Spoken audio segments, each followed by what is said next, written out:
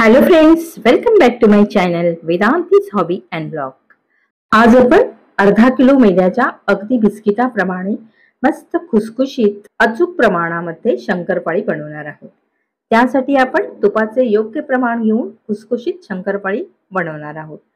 तुपाचे प्रमाण कमी जास्त झालं तर शंकरपाळी तेलकट बनते किंवा कडक होते. आज आपण अचूक प्रमाण घेऊन अर्धा किलो मैद्याची खुसखुशीत शंकरपाळी तयार करणार आहोत. चला तर आपण रेसिपीला सुरुवात करूया. इथे मी अर्धा किलो मैदा घेतला आहे. मैदा चाळणीने चाळून घ्यायचा आहे. कोणतीही एक वाटी मापासाठी घ्यायची आहे, ज्याने 3 वाटी मैदा होईल. या वाटीने मैदा मोजून घेणार आहे. आता आपला मैदा छान चाळून झाला आहे. आता त्यामध्ये चिमूटभर मीठ घालायचं आहे. मीठ मैद्यामध्ये मिक्स करायचं आहे. आता शंकरपाळी खुसखुशीत होण्यासाठी मी अर्धा वाटी तूप छान गरम करून घेतला आहे. आता आपण 3 वाटी मैदा घेतला आहे. त्याच वाटीने बरोबर अर्धा वाटी वितळलेलं तूप घेतलं आहे. तूप छान कडकडीत गरम करायचं आणि बरोबर अर्धा वाटी तूप मैद्यामध्ये घालायचं आहे. तूप चमच्याने पिठामध्ये मिक्स करून घ्यायचं आहे. तूप वितळूनच अर्धा वाटी घ्यायचं आहे.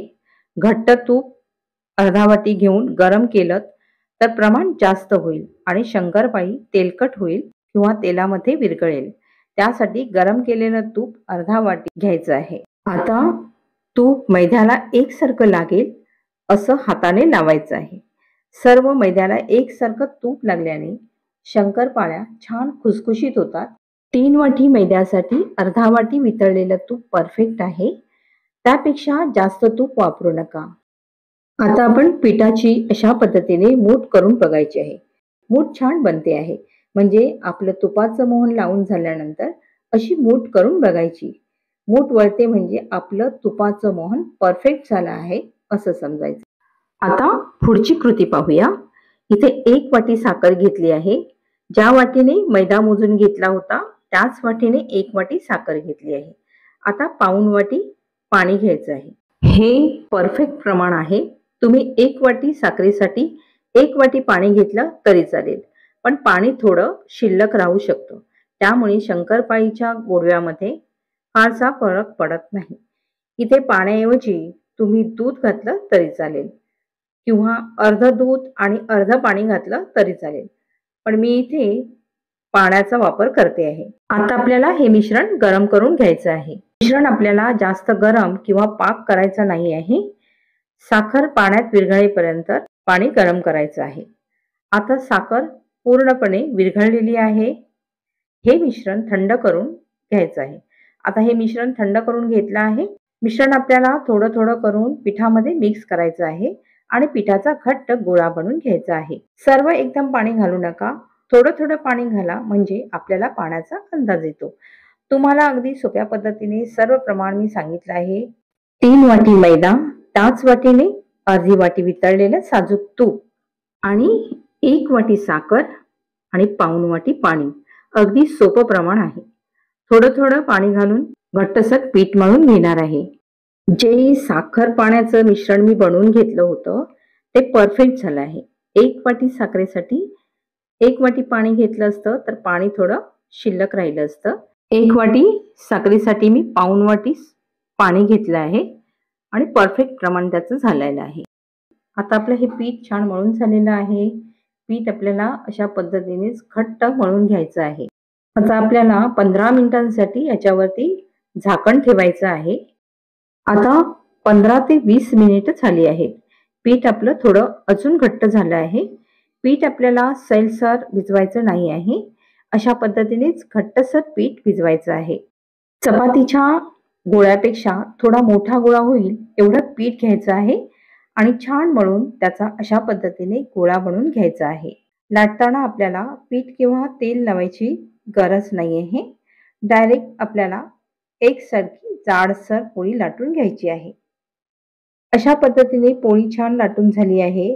आता आपण बाजूच्या कडा कापून घेऊया आणि त्याला चौकोनी आकार देऊया आणि त्याला चौकोनी आकार द्यायचा आहे.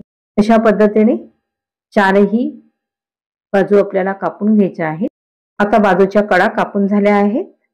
आता छोट्या आकाराच्या चौकोनी शंकरपाळ्या कापून घेणार आहे. तुम्ही तुमच्या आवडीप्रमाणे छोट्या मोठ्या आकाराच्या चौकोनी किंवा डायमंड शेप देऊन शंकरपाळ्या कट करू शकता. आता कट करून घेतलेल्या शंकरपाळ्या एका डिशमध्ये काढून घ्यायच्या आहेत. अशाच पद्धतीने मी इतरही शंकरपाळ्या कट करून घेणार आहे. आता आपण शंकरपाळ्या तळायला घेऊया. तेल गरम करत ठेवलं होतं. तेल गरम करून घ्यायचं आहे आणि शंकरपाळी तळताना मंद आचेवरती शंकरपाळी तळायची आहे. एका वेळेस जेवढा तेलामध्ये मावतील तेवढ्याच शंकरपाळ्या तेलात सोडायच्या आहेत. जास्त झाल्या तर तेलकट होतील. शंकरपाळी तेलात सोडल्यानंतर ती एकसारखी चारही बाजूनी छान कुरकुरीत व्हावी यासाठी सतत चमच्याने हलवत राहायची आहे. म्हणजे चारही बाजूनी शंकरपाळी भाजली जाते. छान बदामी रंग येईपर्यंत आपल्याला चारही बाजूनी शंकरपाळी तळून घ्यायची आहे. चमच्याने अशा पद्धतीने मंद आचेवरती सतत हलवत राहायचं आहे. म्हणजे शंकरपाळी चारही बाजूनी तळली जाते. आता शंकरपाळीला छान बदामी रंग आला आहे. शंकरपाळी तळून झाली आहे. अशाच पद्धतीने मी इतरही सर्व शंकरपाळ्या तळून घेणार आहे. आता आपण एका प्लेटमध्ये शंकरपाळ्या काढून घेऊया.